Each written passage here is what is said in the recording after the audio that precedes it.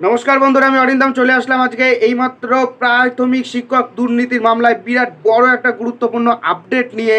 এবার কিন্তু বলছে হুজুর তদন্তটা ঠিক করে করুন। কে বললে কথাটা?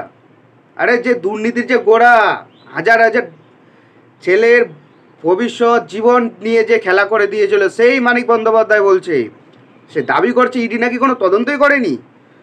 বিরাট গুরুত্বপূর্ণ একটা আপডেট। সব বন্ধুরা ভিডিওটাকে স্কিপ না করে প্রথম থেকে শেষ পর্যন্ত দেখার অনুরোধ রইল। মানিক বন্দ্যোপাধ্যায়, যিনি দুর্নীতির একবারে বড় টপ শীর্ষে আছে, আর কি বলেছেন শুনে নেব আজকে। হুজুর সত্যিটা খুঁজে বার করা হোক, 325 জনকে শিক্ষক পদে চাকরি দেওয়া নিয়ে বিরাট দাবি মানিকের। প্রাথমিক শিক্ষক নিয়োগ দুর্নীতিকাণ্ডে বড় খবর সামনে এলো। প্রাথমিকে 325 জনকে ফেল করার পরেও চাকরি দেওয়া হয়েছে বলে অভিযোগ। যদিও তৎকালীন প্রাথমিক শিক্ষা পর্ষদ সভাপতি মানিক ভট্টাচার্যের দাবি তদন্ত করেইনি ইডি।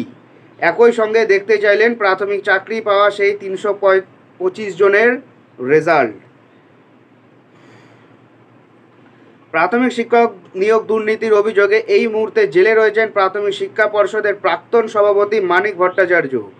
শনিবার কলকাতার বিচার ভবনে তার মামলা শুনানি চলাকালীন আদালতে মানিক দাবি করেছেন ইডি কখনো তদন্তই করেনি। যে 325 জনকে ফেল করা ছাত্রের চাকরি পাওয়া নিয়ে অভিযোগ, তারা আদৌ ফেল করেছিলেন কিনা তা ইডির কাছে সেই সংক্রান্ত কোনো তথ্যই নেই। নিয়োগ দুর্নীতি নিয়ে ইডি অভিযোগ করেছে 325 জন প্রাথমিক চাকরি প্রার্থী পরীক্ষায় ফেল করা সত্ত্বেও চাকরি পেয়েছেন। তার কাছ থেকে 1 লক্ষ টাকা করে নিয়েছেন মানিক। এছাড়া 10 জন পরীক্ষার্থীকে পাশ করিয়েও দেওয়া হয়েছে বলে অভিযোগ।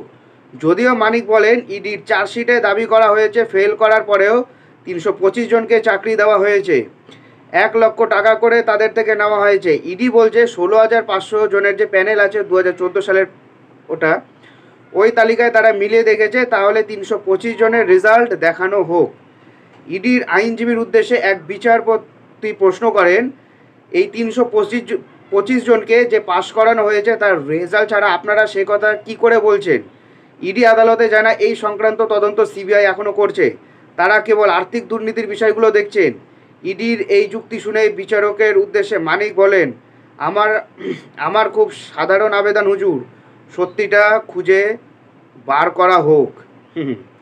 আদালতের বাইরে সংবাদ মাধ্যমের মুখোমুখি হয়ে মানিক ভট্টাচার্য বলেন, ওরা বলেছিল 325 জনকে বেআইনিভাবে পাশ করানো হয়েছে, আমি তথ্য প্রমাণ দেখতে চেয়েছিলাম। ইডি আদালতে বলল তাদের কাছে তথ্য নেই, প্রমাণও নেই, ওরা পাশ করেছে কি ফেল করেছে ইডি জানে না, ওদের অভিযোগ সম্পূর্ণ ভিত্তিহীন, কোনো তদন্তই করা হয়নি। কি বলবো আপনারা কমেন্ট করে বলুন। যে দুর্নীতির শীর্ষে সে বলছে তদন্ত ঠিক করে করা হোক। সো বন্ধুরা, এটাই হলো আজকের আপডেট।